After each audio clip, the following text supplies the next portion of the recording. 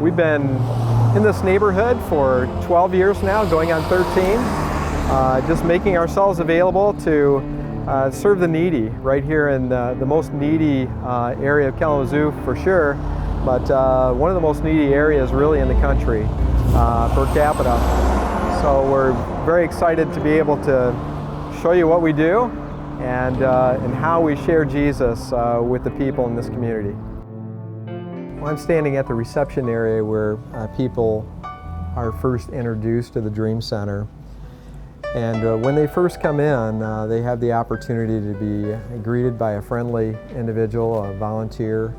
We'll find out right at that point what their need is. Is it food? Is it clothing? Is it pregnancy counseling, which we do have a pregnancy, crisis pregnancy center here. You see the huge diversity in people, but you see the commonality also. You know, there are basic needs that everyone has, and sometimes they are able to meet them a little more easily than others. I recall a situation that happened a couple of years ago. A young lady came in, just had a baby, and needed a crib. Something that maybe doesn't mean very much to some people because they can afford those types of things. But this young lady obviously was very economically hurting, and she had no means of getting one. And we just happened to receive a crib that day, and how overjoyed she was when she was able to get her baby into a brand new crib to be able to care for her child. Well, our truck goes out from this warehouse about once a week. We love it when that diesel truck fires up, we hear it start, and we know it's working for us, and we can get out there to do what we want to do. I go on Sunday night to Panera's, and we pick up bread from Panera's. And then we come in here Monday morning and put it on the shelves for the people to start picking up on Tuesday. It makes a trip out to pick up food, sometimes to pick up furniture, and at other times to make deliveries. We will go to people's houses and deliver beds or whatever's needed. Whatever they need us to do, that's what we'll do. This is where all of our clothing comes in, and our appliances, furniture, various types of things. This is where it all gets started to get it up to the clothing area and up in the pantry area. Serving with clothing is so essential, and people just need clothing so much in this community right where we're located. People come daily with their families and with their loved ones to seek out clothing that normally they couldn't purchase. We get food from a number of different resources, and sometimes those resources are strong, sometimes they're not. We just happen to be at a point where we've dipped way below where we want to be. We've got a few empty shelves behind me, but we're believing that God will supply the need as we're doing everything that we can to serve for food needs.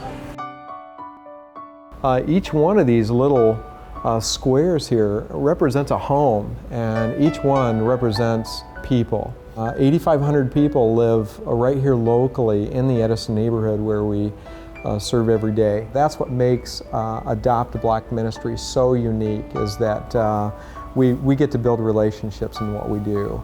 I remember back a couple of years ago, we were going through Hayes Park Street, a very rough area, a very rough street.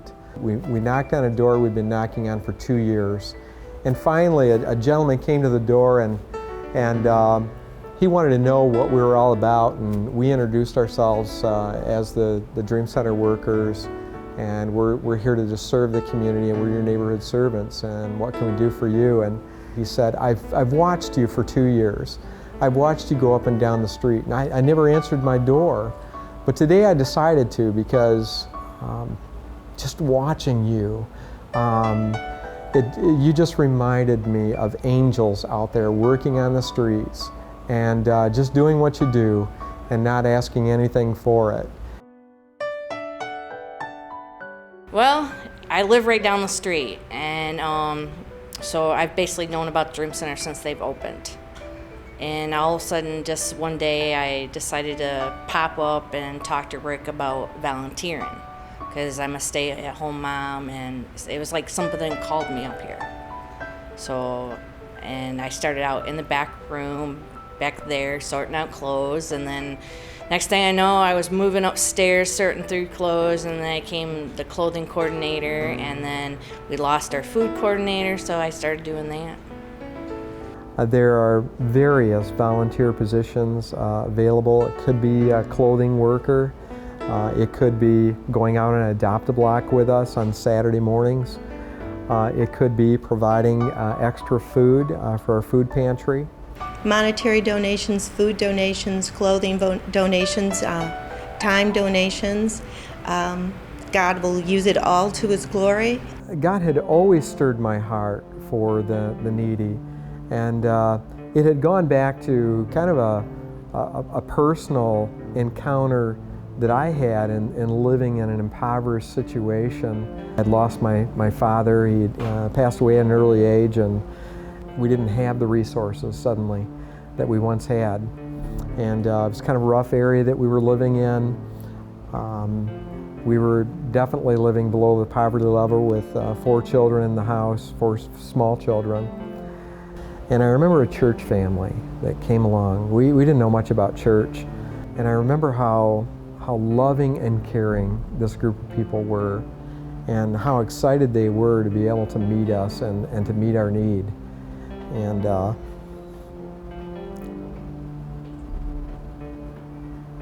that situation stayed with me.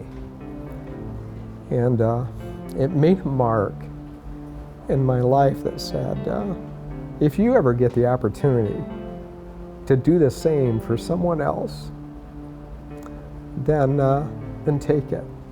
I just think when there are opportunities out there for us to serve the Lord, that we do need to take those opportunities, and He'll put them out there. He'll show them to you, and if you don't pick them up, He will keep bringing that back to you, and you just have to be open to that. And He can use anyone. He can use anyone. We see the impact that what you guys do has on the people that come in here. There are people that come in that really don't have anything to eat, and you provide that.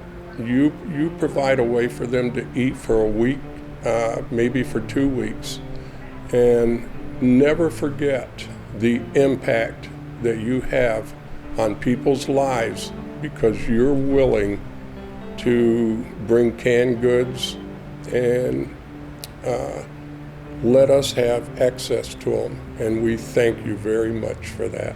You're helping us to make an enormous difference in seeing people's lives changed, seeing people's lives saved by the saving grace of God.